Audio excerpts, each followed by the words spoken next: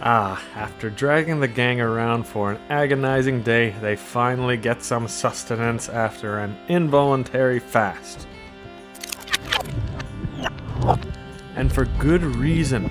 The discovery of the #1 Viking city in the world, and you will never believe where it is.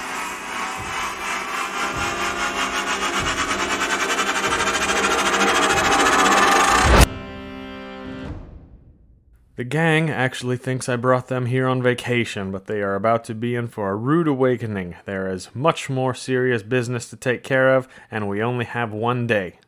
Now, I can tell you all why I brought you here today. Why did I bring you guys here? It's because this is the #1 Viking city in the world. Where is it? I don't know how to pronounce it. Okay. It's in Germany. Yeah, it's in Germany. Okay, and that's what I'm going to show you guys tomorrow. That's the surprise. You maybe don't want to go. Yes.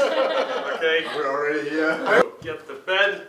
Go dust your pants off, shower, jack off, do whatever, and that's it.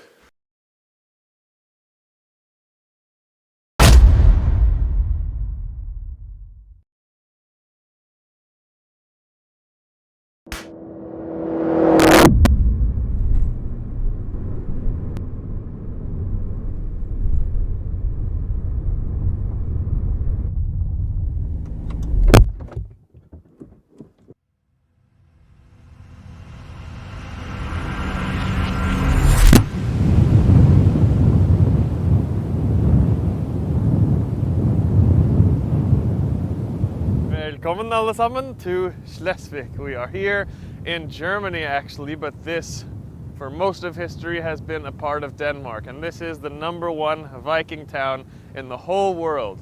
Not just because there are more Viking themed attractions here than anywhere else in the world, but for the real reason is why I brought you here to this beautiful place. It's a bit chilly, but this is the place of my favorite battle in history, the Battle of Dannevirke. It was the late 900s. The Danes were in trouble. King Harald Bluetooth was about to be invaded by the Saxon Holy Roman Emperor Otto, and he was invading and he knew he was outmatched. So Harald Bluetooth calls in the Norwegians and Håkon the Jarl for help. And what they did was the Danes would have camped all their ships and forces in this fjord, waiting for the Saxons to attack, and the Norwegians would have been down there with Håkon the Jarl, waiting in the next fjord where we are about to go in history. And we will go there right about now. Just when the crew thinks it can't get any worse, the weather takes a turn. They are tired, cold, hungry, hungover, and now they're about to be wet the whole day. But that is just a sacrifice I am willing to force them to make. The Saxons saw that the Norwegians were at the smaller force. They were the smaller military force, so they chose to attack their whole force there, and then the rest of the story will continue when we get there.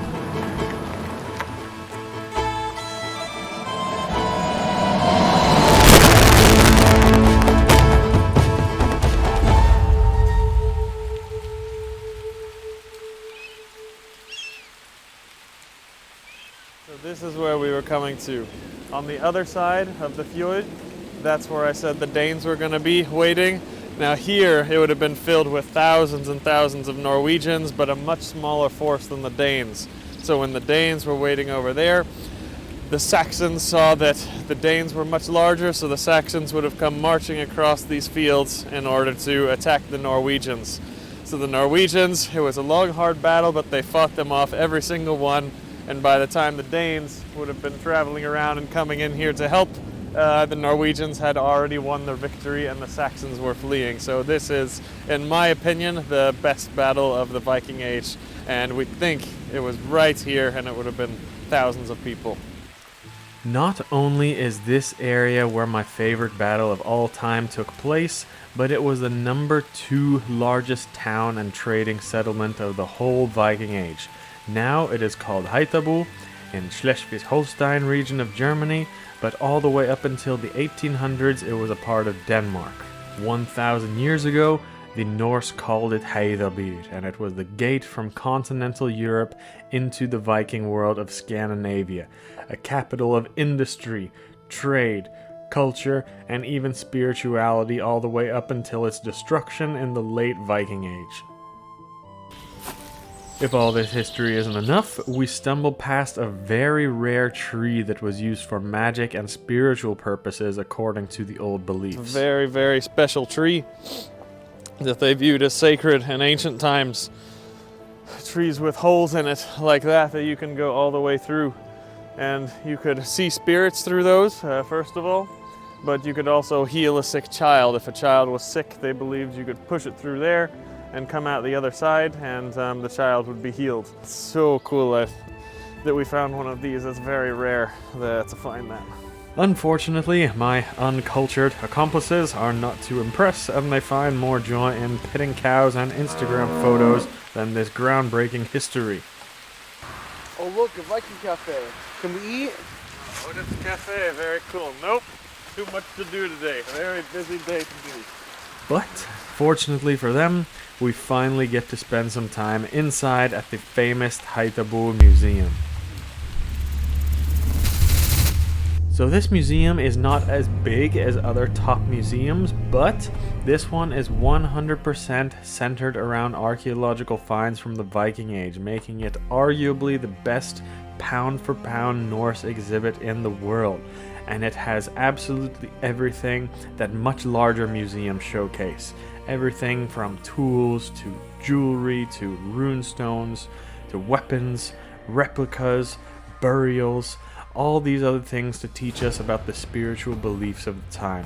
Also, an entire room dedicated to foreign traded goods coming from all over Eurasia.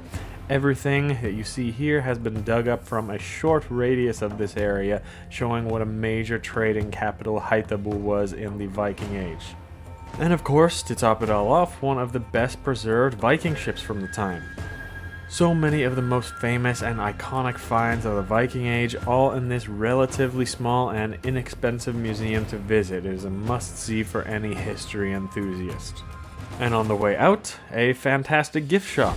Not just filled with children's toys like most museums, but replicas of the archaeological finds and legit books from the top scholars in the field, some of them even rare and difficult to find elsewhere.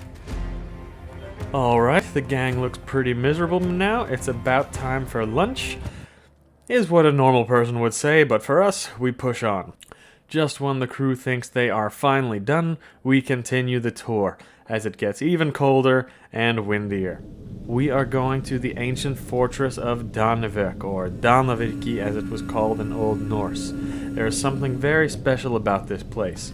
It was a fortified site used in battles spanning over 1,000 years. It was built originally by the Danes as kind of a natural fortress and wall going along the land in the 7th century, and through the Viking Age where it was expanded upon to go over many kilometers to defend against attacks coming from the likes of Emperor Charlemagne, Charles the Fat, Emperor Otto, and many more enemies coming from the south. And it was built and advanced upon all throughout the years up until the 1800s when this was still a part of Denmark. They were always fighting hard against the German kingdoms to maintain advantage with this key strategic area.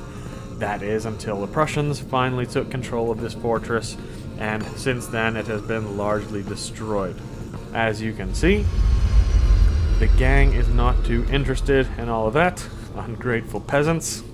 Now they may not realize it with how freezing they are right now, but they are actually lucky we are in the beginning of January here, because if it was the summertime, we would be going on to the Danewerk Museum just up the road, but it's closed in winter months, so we are about to get out of the cold and be done with sightseeing for the day.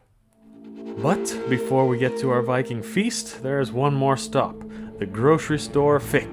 Yes, that means in German exactly what it sounds like, and this is no ordinary grocery store. Not for that reason, get your minds out of the gutter. No, it's only fitting that the world's best Viking city, even the grocery stores here are Norse themed. Look at all this.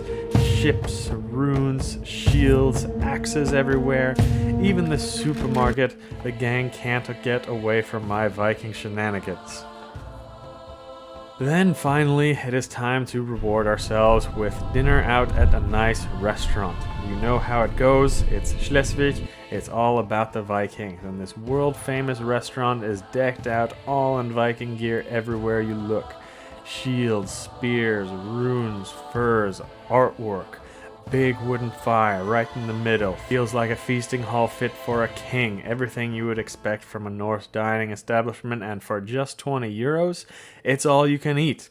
Buffet style, different items on the menu each day of the week. Today was hamburgers and slow-cooked beef, pork and duck. Of course, plenty of mead too, and by the way, all drinks served out of the legendary horns. A perfect end to a great day, for me at least. But guys, what I showed you is not even half of what the wonderful Schleswig has to offer. Everywhere you look in this city is Viking themed, rune stones everywhere, place names, signs, pubs, bars, cafes, even bus stops, casinos, and gas stations are all Viking themed. And if you get outside of the town, there are some very beautiful and ancient burial mounds and sacred places that are a must-see. There is nowhere else in the world more proud of its Viking heritage than Schleswig, and very proud that we have the Germans to thank for keeping this beautiful piece of our history alive. That's all for this trip. See you on the next one. Hiking Vikings.